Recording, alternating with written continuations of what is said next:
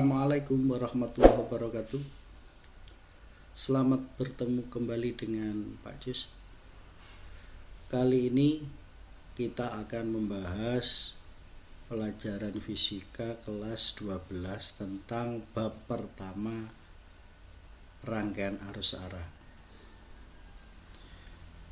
Di dalam pembahasan ini nanti banyak hal yang dapat kalian peroleh.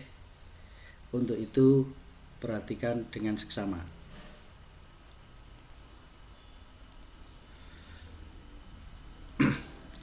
Pembahasan tentang rangkaian arus searah.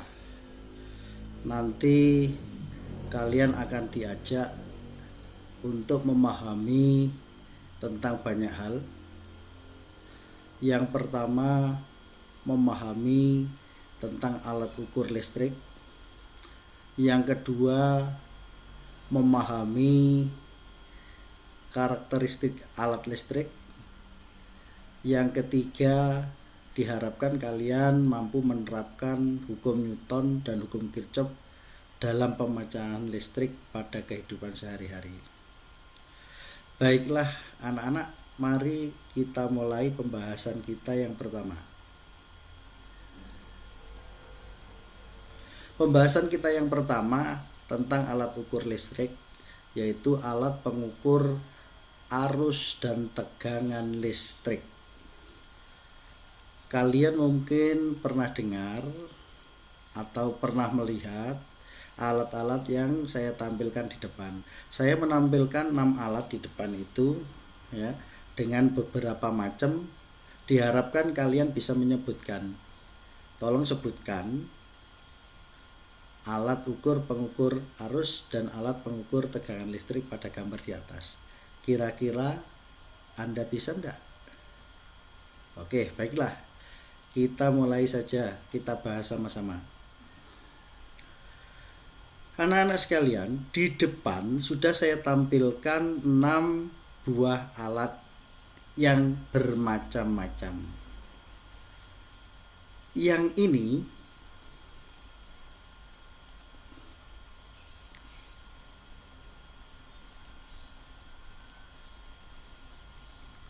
saya ambil pen. Yang ini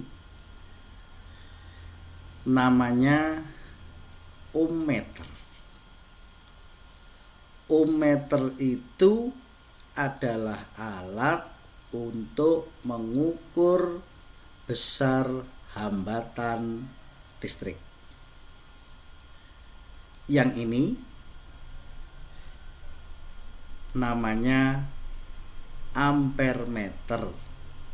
Ampermeter itu alat yang dipergunakan untuk mengukur besar arus listrik. Sedangkan yang ini namanya voltmeter, yaitu alat untuk mengukur tegangan listrik. Kalau ketiga alat tadi masing-masing hanya bisa untuk mengukur dengan ukuran tertentu, maka untuk 3 buah alat yang bawah ini bisa untuk mengukur macam-macam. Yang ini namanya multimeter digital. Namanya multimeter berarti alat ini bisa untuk mengukur arus, tegangan maupun hambatan. Sedangkan yang bawah ini juga namanya multimeter tetapi analog. Yang di atas ini adalah digital, yang di bawah adalah analog. Kalau kamu tanya enak mana Pak? Ya enak digital ya, langsung tertera angkanya. Terus yang terakhir ini adalah osiloskop. Osiloskop pun bisa untuk mengukur arus, bisa untuk mengukur tegangan. Nah, dari gambaran 6 alat ini kiranya pada pemikiran kalian sudah memiliki gambaran ya tentang macam-macam alat ukur yang akan kita bahas untuk kali ini. Pada kesempatan kali ini, di samping kita akan memperkenalkan tentang alat-alat ukur arus dan tegangan listrik, lebih jauh lagi kita akan mempelajari bagaimana cara mengukur arus tegangan listrik. bagaimana cara melihat skala arus tegangan listrik yang diukur. Untuk itu perhatikan selanjutnya.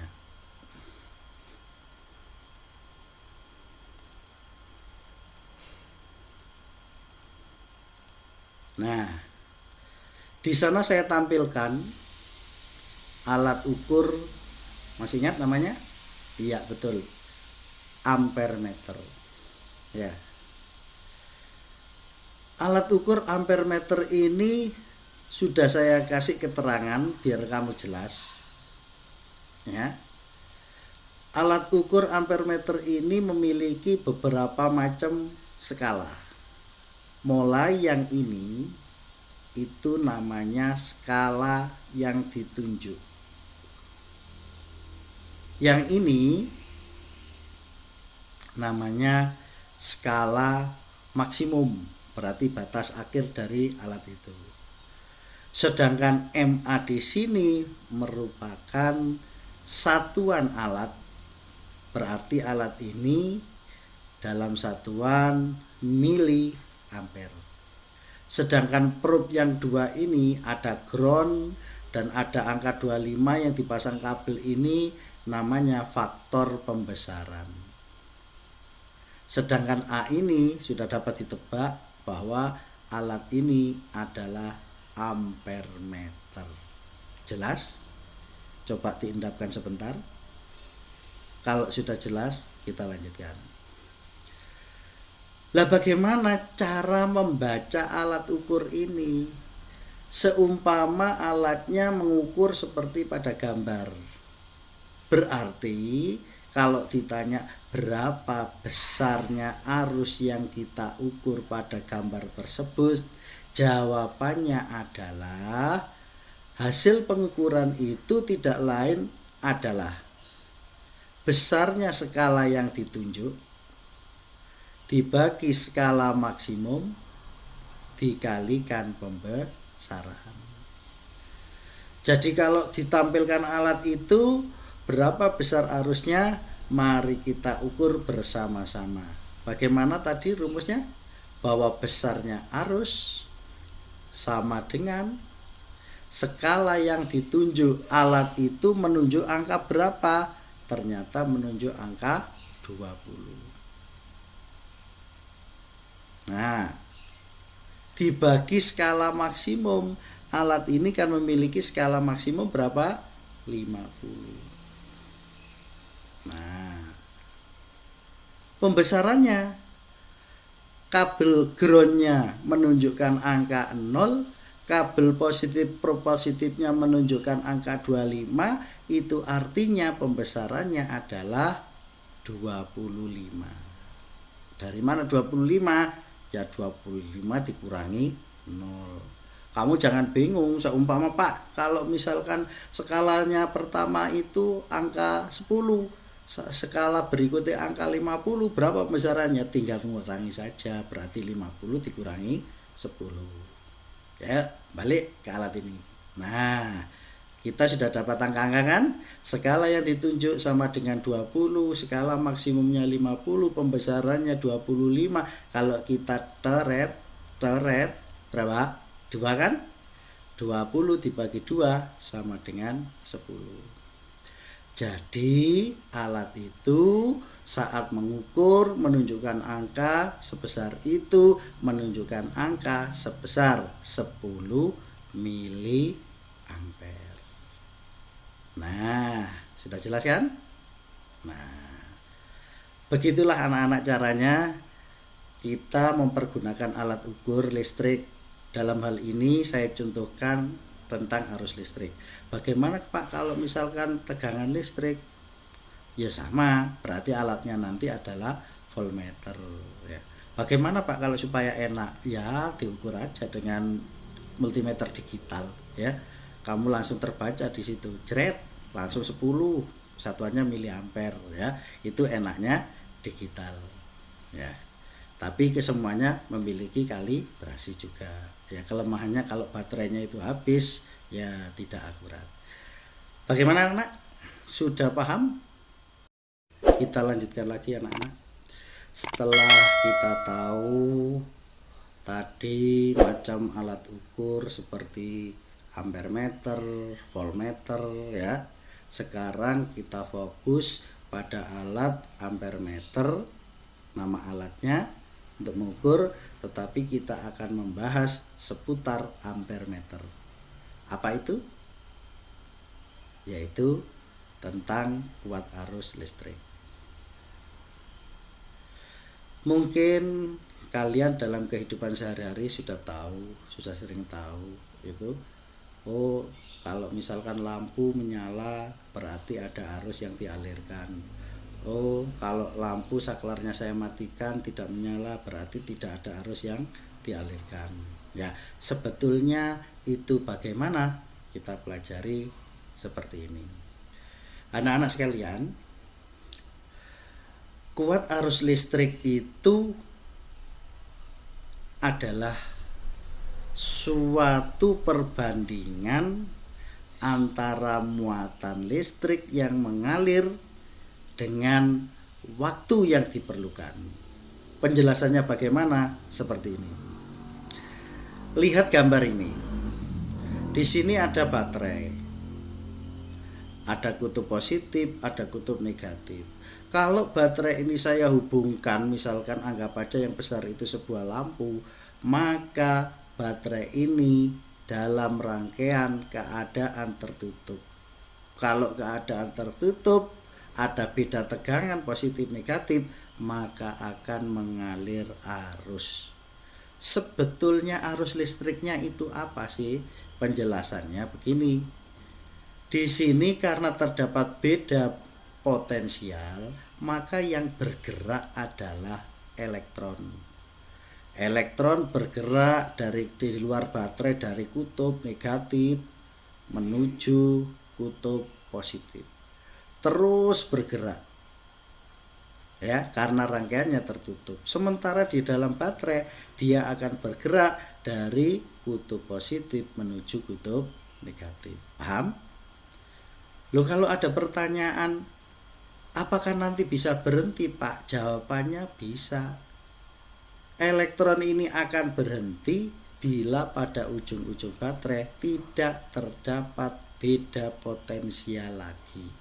Paham ya? Nah, begitu elektron ini mengalir terus berhenti, maka disitulah saat mengalir timbul arus. Lah, arusnya kemana? Arah arusnya itu melawan arahnya elektron.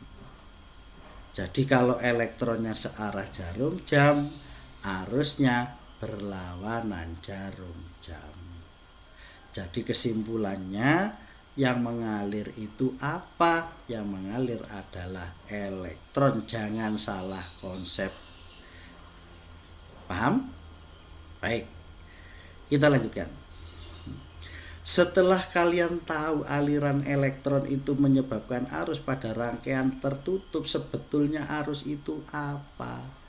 Arus itu tidak lain adalah besarnya muatan-muatan elektron tadi yang bergerak dibagi dengan waktu yang diperlukan saat bergerak.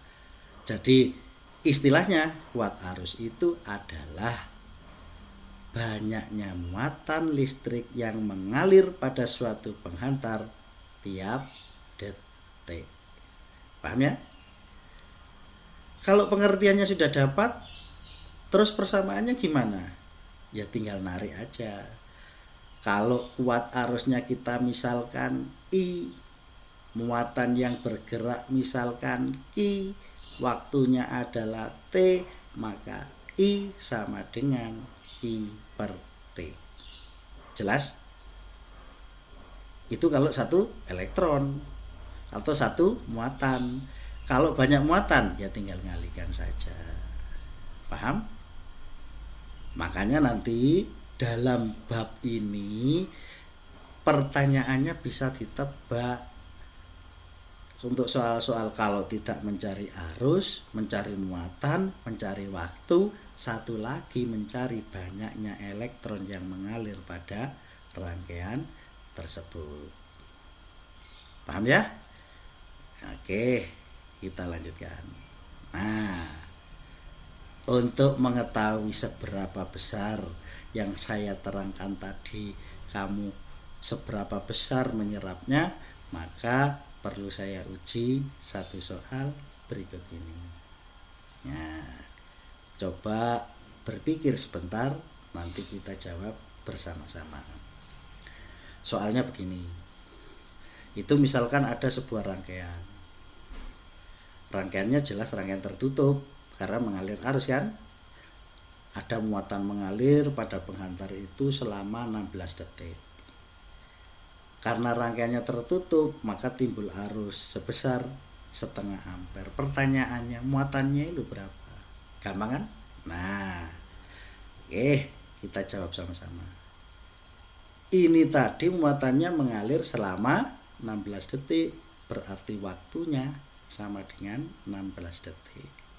Sementara arus yang mengalir setengah ampere, berarti arusnya sama dengan setengah ampere.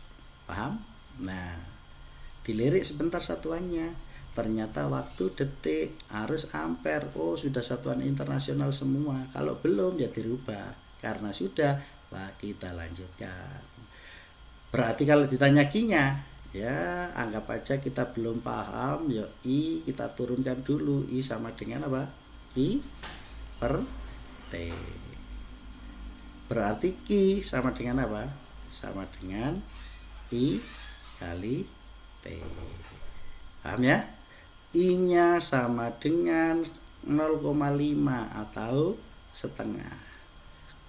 T-nya sama dengan 16. Berarti setengah kali 16 sama dengan 8. Nah, ditanya satuannya apa? Ya satuannya coulomb. Jadi pertanyaan yang pertama sudah kita jawab dengan gampang. Mesti pertanyaan berikutnya kalau tidak apa? Tadi arus, muatan, pasti waktu. Ditambah lagi pertanyaannya, jumlahnya elektron yang mengalir pada rangkaian.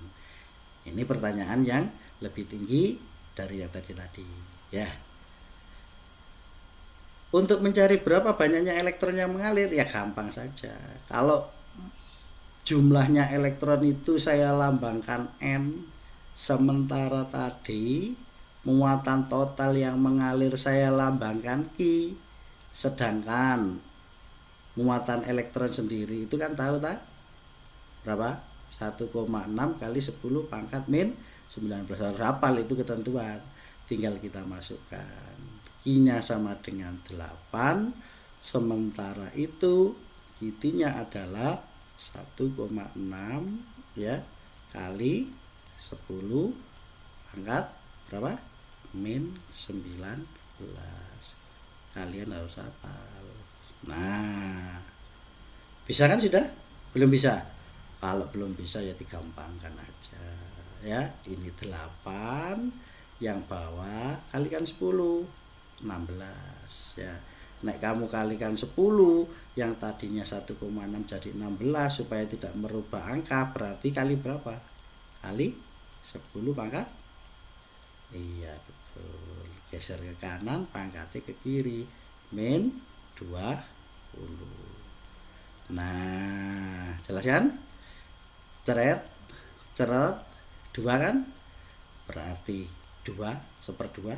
Nah, yang pangkatnya naik 10 pangkat 20 ya. Jadi kalau negatif naik jadi positif. Kalau positif naik pangkatnya jadi negatif, kebalikannya. Berarti kalau begitu jawabannya berapa? Sama artinya ini 10 kali 19, 10 tak bagi 2 sama dengan 5 kali 10 pangkat 19.